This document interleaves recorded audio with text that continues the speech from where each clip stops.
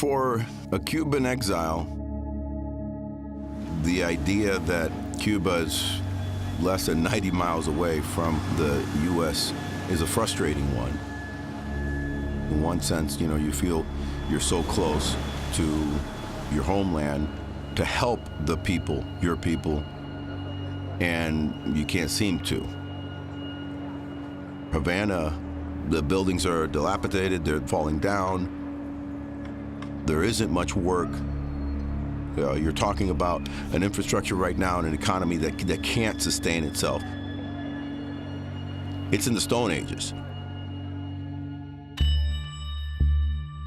One of the commonalities between these two countries is baseball.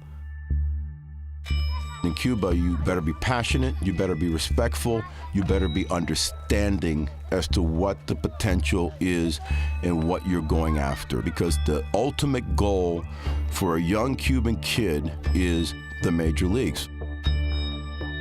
You have this jewel 90 miles away. It's Cuba. It's baseball's final frontier.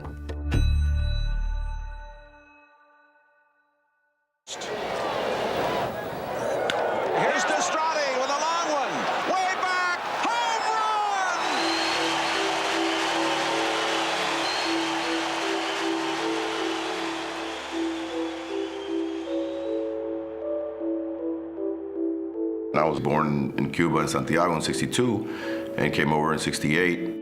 I've never been back. There's this hunger for me to really just go to where I'm from, go and touch and feel and see where my life came from, where my parents were born.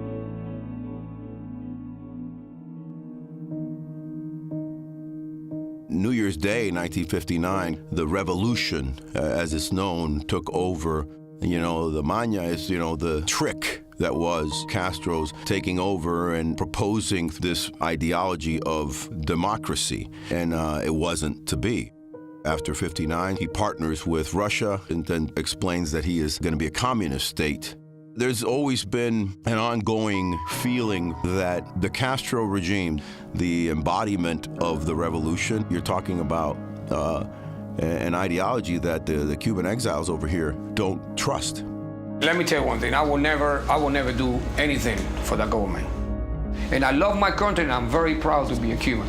But I'm very proud to be an American too, because this is the greatest country in the world. What is the feeling for what's going on with the potential that there are some bridges to lead to the eventual big light at the end of the tunnel? There's no way it's going to be a bridge as long as no freedom. The way they treated all those people down there, go back to Cuba under their rules, no. So many things are going on right now. The climate politically with trying to see if the door's open. I mean, I try to even take myself aside from suffering through your country being closed down from you. It's hard not to say what you see. Players are trying to leave. You're talking, that there must be something dramatic going on that they want to escape. It's not just all about making money. Here I am, deeply involved in broadcasting, Major League Baseball games. I felt that, I got to go. But I'm at the beck and call of the Cuban consulate and the Cuban government agreeing on a special visa. They can give me a call and say that it could be delayed, and I would have to wait and see when, or it could be denied. It's a little bit unnerving. You hear so many stories, and finally there's a chance to maybe see it.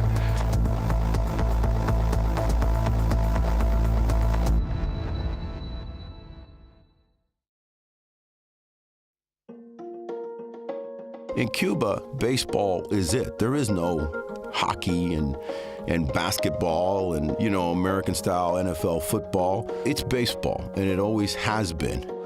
It's kind of almost in the blood of the Caribbean, and especially the Cubans. There's that tie that I have, and going back is pretty dramatic.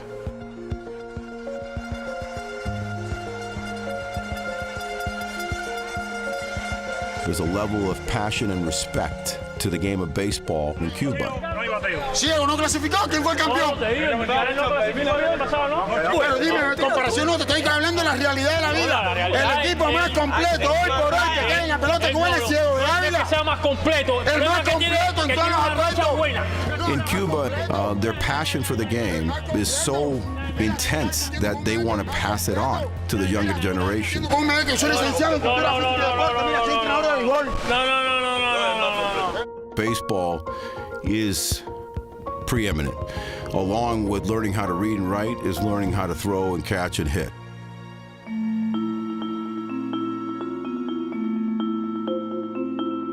We are in the Sports Center Emilio Núñez, right in the heart of all La Habana. This is also an elementary school that serves as a Cuban government-sponsored sports school. The shaping of our man is the most important thing. And then, if they become athletes, that's even better. So we plan and take deliberate steps so that our men get a good education and don't fall through the cracks with no way out. I have personally trained several baseball players that are now in the major leagues. Yasmani Tomás, Alexander Guerrero, Brian Peña. All of them were my students and came out of the sports facility that you see here. Camino un poquitico para atrás. Ahora suelto la bola y hago mecánica y la suelto, y la suelto. Baseball is a tough sport. It's different from other sports. If I'm not yelling on the field, I'm not doing my job.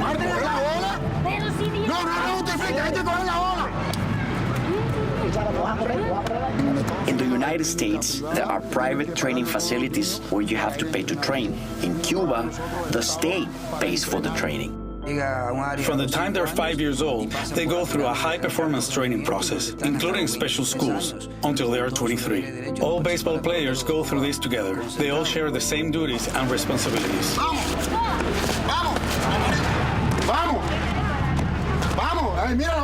El primer catcher que vieron. The first catcher that you saw working with me, the one with the orange jersey and the black pants, is the best player I have right now. His name is Kevin Céspedes. We parents here in Cuba, we can't provide all the resources to make our kids the best. As a parent, you make the sacrifices so your child can play and be the best they can be. The parents are thinking, wow, wouldn't it be cool if you know, my little guy could possibly one day, you know, play in the major leagues. In order to make it to the big leagues, you have to be the best. If he can get there, he will be able to come and go from Cuba as he pleases.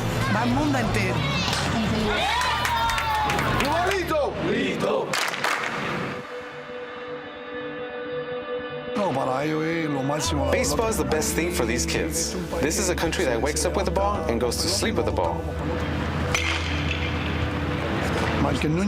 In this age group, Malcolm Núñez is the most talented athlete in the country. So it's no secret to anybody that he is a talent, a great talent for the national team. The ultimate goal for decades was to eventually represent his area and to be that good of a player to be playing in the Serie Nacional and or to be able to represent your country. Well, I'd like to play for the national team. Like we say, Team Cuba.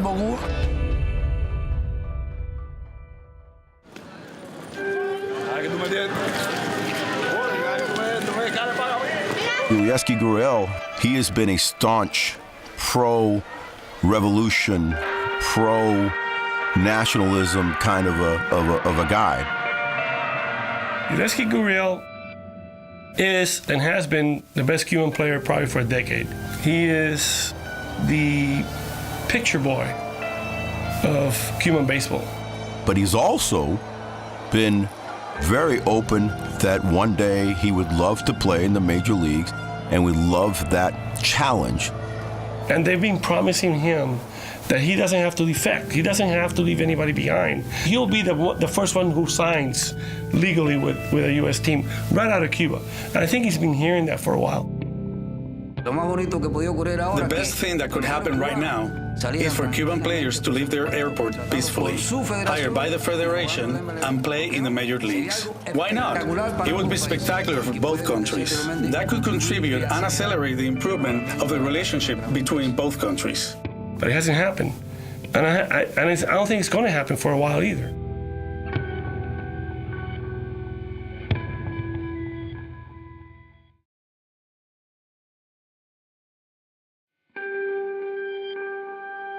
I woke up this morning and realized that, you know, the process was beginning for something that, honestly, you know, I knew one day would come, and it was visiting back to my homeland. But at this point, it's still on the Cuban consulate and the Cuban government's decision. I'm at the beck and call of them agreeing on a special visa.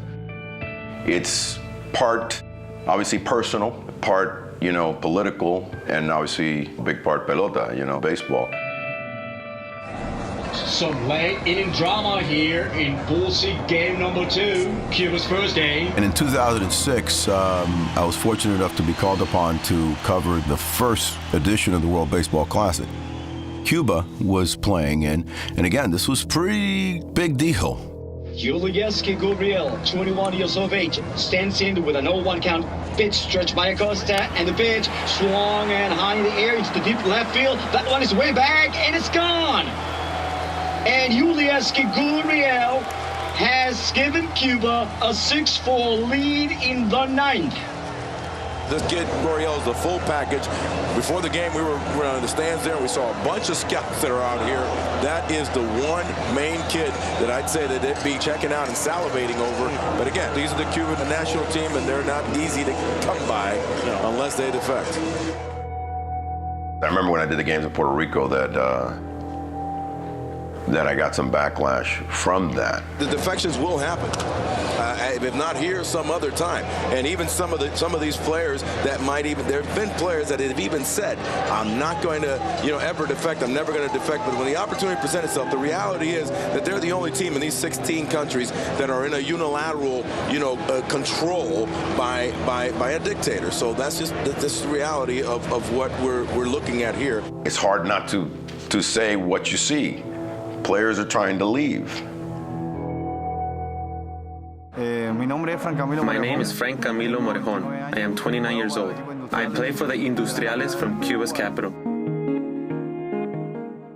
You know, monetarily trying to give yourself a better life. If you can imagine making millions compared to making hundreds, that's what they deal with. I was brought up by Cuban military parents. They wanted me to continue my family's military career path. But I had a neighbor that always talked baseball with me. One day he took me to an athletic field, and that's where I started taking my first steps towards becoming a player. So many of the Cuban greats on the national team have left. Cespedes, Abreu, Chapman, Tomas, they're all gone. Yasmani Tomas and I grew up together. Yasmani is also from the capital. We played on the same team together. And what more than to wish a Cuban, a brother, and a friend the best in the world, to continue to represent Cuba by being a high-quality ball player.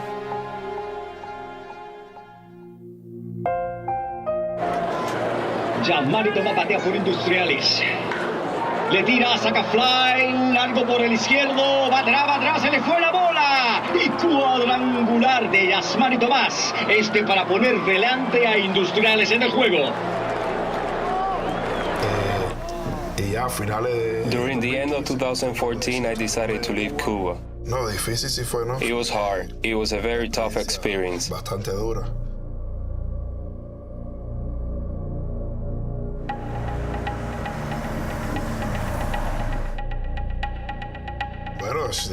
My family didn't know anything. They found out when I told them an hour before leaving the house.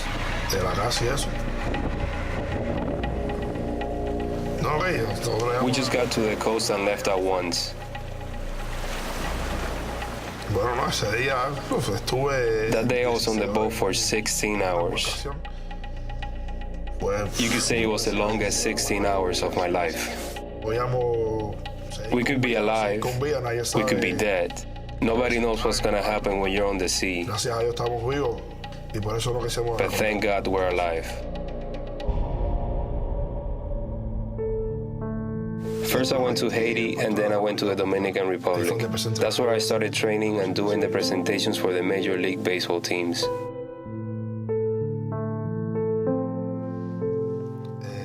Leaving my family, leaving my friends, leaving my other daughter that I have in Cuba. Those were the hardest things. I was at home like any other day, and Yasmani called me. I just put down the cell phone, and at that moment, I realized the gravity of what happened. Is everything okay, son? Are you okay? And he told me he was, and that's it. It was very painful. I don't know, because he could have lost his life. He decided to leave because that's what he wanted for his life. But right now, I wish he was here. This is what he wanted, and I think everyone wants to succeed in life and achieve their true potential.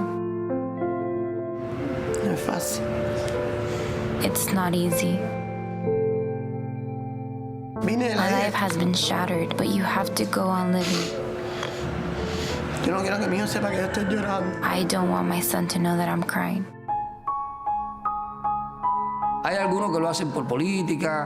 Some people do it because of politics, others do it because of money. But the majority do it because of a desire to test themselves at the highest level. But they have to do something that is degrading for a human being. They have to stop being Cuban citizens. They have to lose their nationality and denounce their state. They lose their relationship with the federation and can't send money to our country, and that's not right. That's why we have opened up to the world and allow our players to be hired anywhere. We don't want our players to be treated like merchandise. We want them to be men that represent our country, who do it with dignity and get paid to do it. Well, Eugenio Vélez is probably the biggest hypocrite other than the Castros in Cuba. And I know that because I've dealt with him, and I've known him for many years. I know who he is and what he is. So anything that comes out of that man's mouth, to me, is lies. They keep saying we're open. Yeah, they're open because they want to get something back. They're using baseball as a tool to lift the embargo. To me, it's obvious. I think the players are pawns in this whole issue. What do we need? For the embargo to be lifted. What do we need? For our players to be free to play anywhere in the world. And through their hard work and the money that they earned, they can improve their own life. And they can contribute to the development of our sport, so we can all benefit. Regarding the Gurriel brothers, who we learned defected from Cuba last week, according to your story, they're training in secret someplace. Yulesky defecting is massive. This is the premier poster child for the Cuban national team, and he just defected.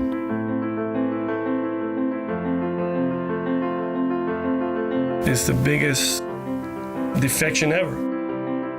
When you lose the number one guy, I think it's huge. You know, maybe this will open up the eyes of Cuban baseball. They got to give in a little more to Major League Baseball. I would not deal with the Cuban government on any level until they start making some changes. I'm not talking about baseball, just in the political sense. Human rights, two-party system. Change that, and we'll talk about everything else later.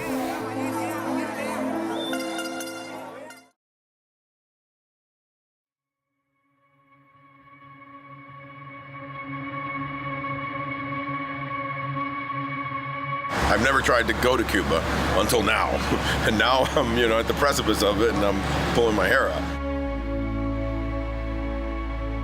Con esa gira, coño, yo porque dije 2 o 3 palabritas en un reportaje, no sé si eso lo que hay es slow everything down.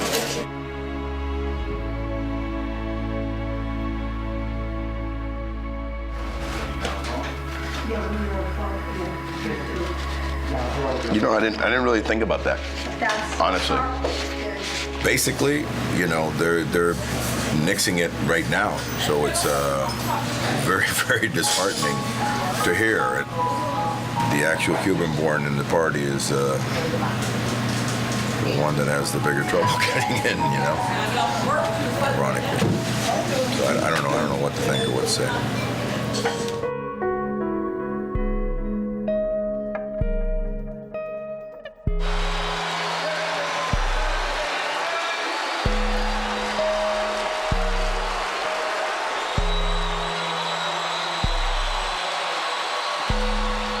With President Barack Obama being the first sitting president in 88 years to actually visit Cuba, I feel that Washington, the president, obviously MLB, are taking historic steps in what I hope will be true sit-down talks for change. I have immense sympathy for the Cuban ball players. All they want is an opportunity to play wherever they want to play without having to leave everything behind. My biggest hope is for the two countries to come to an agreement.